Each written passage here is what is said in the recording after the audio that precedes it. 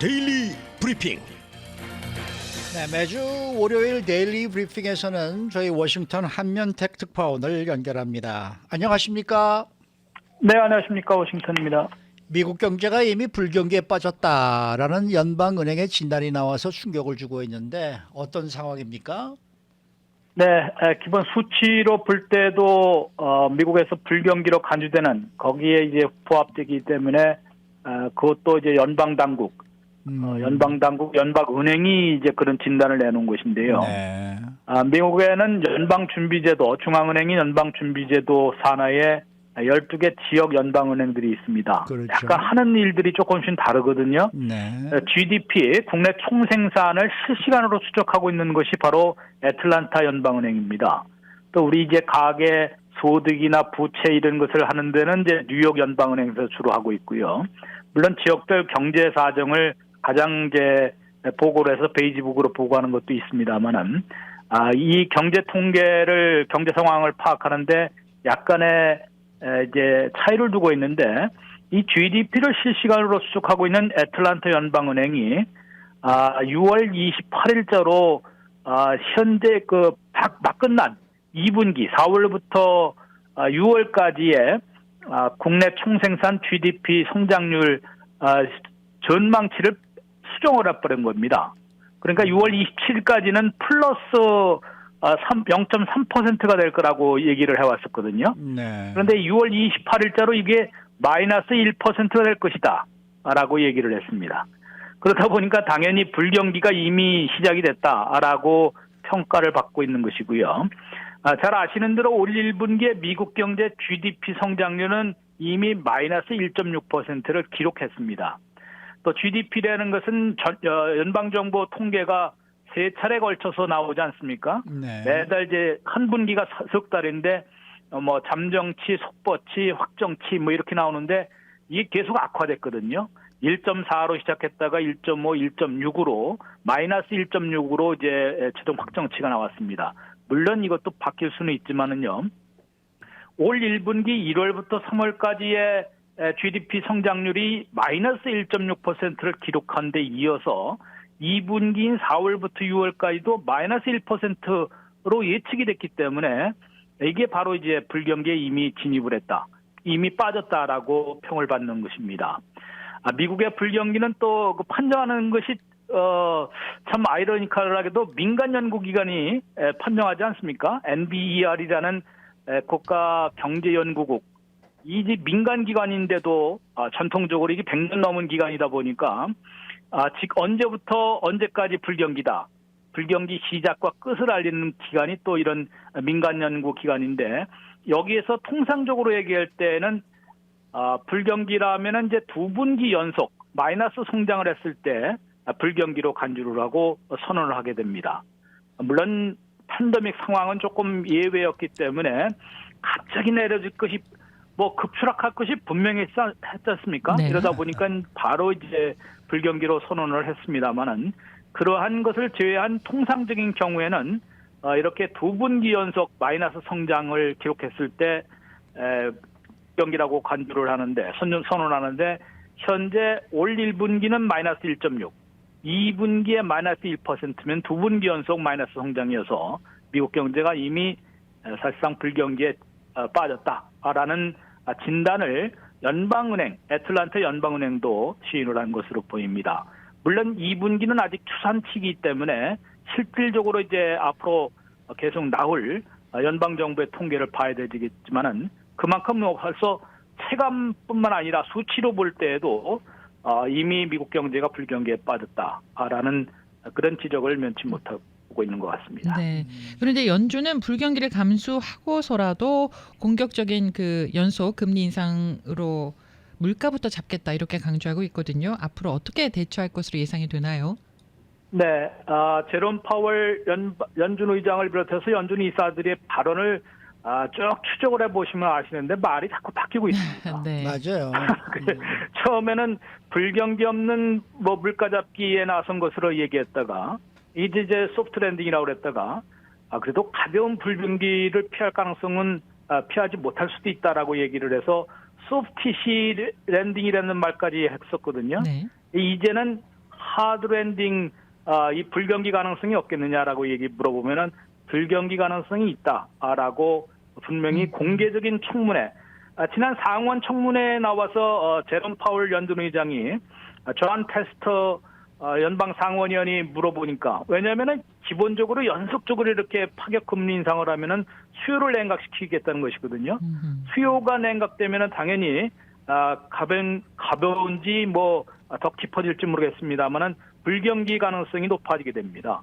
그러니까 그 물어보니까 분명히 불경기 가능성이 있다고 시인을 했습니다. 그런데 이번에 포르투갈에 가서 유럽 그 중앙은행 초청 경제정책 포럼이 6월 말에 있었는데요. 6월 말에서 이제 7월을 넘어가면서 있었는데, 그 당시에 아예 제롬 파월 의장은 물가 잡기가 모든 것에 우선하는 것처럼 얘기를 했습니다. 그러다 보니까 연속 금리 인상으로 불경기가 오더라도 이것을 감수하고 물가 잡기에 나서겠다.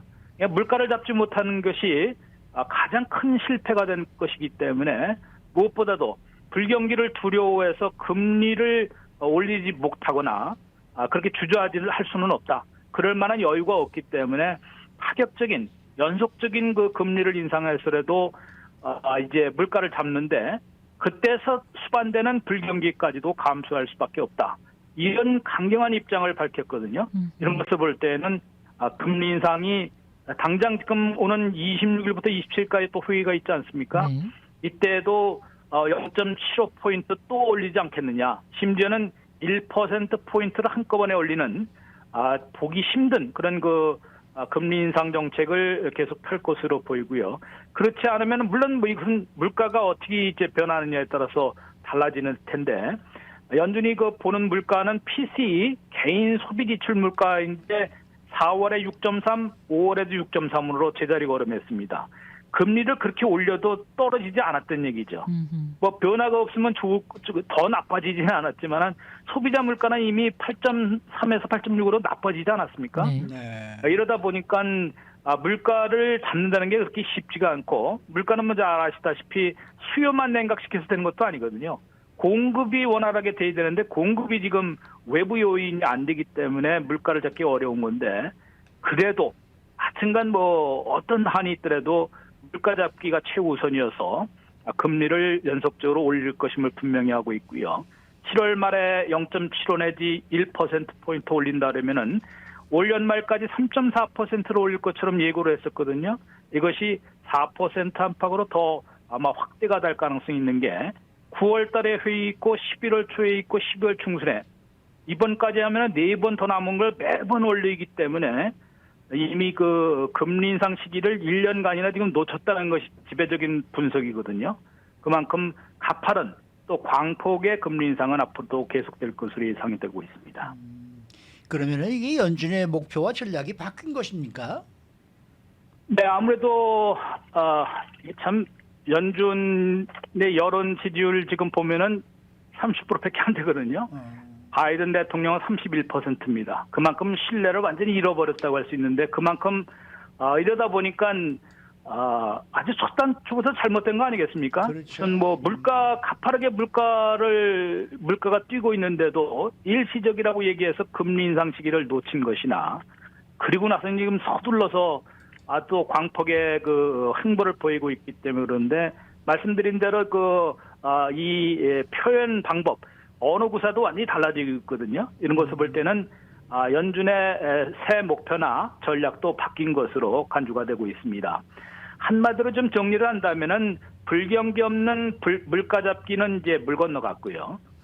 가볍고도 짧은 불경기로 물가를 잡을 것인지 이 얘기를 했다가 대불경기만큼은 막아야 되겠다라는 전략 목표로 바뀐 것으로 보입니다. 2008년 많은 분들이 기억을 하시겠습니다만은 그 당시에 대불경기가 지금 가장 오래가고 뼈아픈 불경기였는데요. 이 팬데믹 때하고는 팬데믹 때는 2달 만에 끝났기 때문에 완전히 다른 것이고, 코로나19 바이러스에 따른 것이기 때문에 좀 예외적인 상황이고요. 2008년에 연간 경제 성장률은 마이너스 3.8. 또 2008년의 경우를 보면 1분기에는 마이너스 1.6, 2분기에 반짝 플러스 2.3, 3분기에 마이너스 2.1, 4분기에는 마이너스 8.5까지 내려갔습니다. 이러한 1% 이상만 마이너스 1% 이상이면은 상당한 그 뼈아픈 불경기로 간주가 되어 있거든요. 근데 그렇게 2, 3%까지 만약에 이 마이너스 성장을 기록한다 그러면은 상당히 고통스러울 수밖에 없고요. 그때는 대불경이라고 보는데 실업률이 지금 3.6%인데 이번 주말에 그 실업률이 나오겠습니다만은 2009년에 보면은 불경기가 끝날 때 보면은 9.5%, 불경호 끝난 직후에는 2009년 10월에는 10%까지 올라간 바 있습니다. 네. 실업률이 그렇게 올라갔다는 것은 많은 분들이 600만 명 이상이 일자리를 잃어버린 것이기 때문에요. 상당한 그 깊은 불경기가 아닐 수 없습니다. 그런 사태만큼은 막아보겠다는 것이 지금 연준의 새 목표이자 전략 아니겠느냐 이렇게 보는데 그럴 가능성이 아예 없는 것은 아닙니다. 월스트리트저널 오늘도 보도했는데 크게 다른 불경기가 올 것 같다. 그래도 왜냐하면 주택시장 서프라임 모게지 사태도 없고요. 고용시장도 지금 뭐 대량 감원이 시작됐다고 하지만은 상당히 시간이 좀 오래 가지 않겠습니까? 그렇죠. 이러다 보면은 뭐 그렇게 쉽게 급속히 무너지지는 않을 것이기 때문에 이미 뭐 비어 있는 일자리가 실업자들보다 2배 이상은 많기 때문에 이것을 그 버틸 힘은 좀 있지 않겠느냐. 뭐 미국민들은 당연히 일자리만 안정되면은 뭐 덜 불안해지면은 씀씀이를 줄이는 그런 미국민들은 아니기 때문에 그나마 대불경기까지 가지는 않을 것 같다. 이런 그 관측이 아직은 우세한 것으로 보입니다. 네. 오늘 말씀 잘 들었습니다. 네, 고맙습니다. 네, 지금까지 워싱턴 한면택 특파원이었습니다.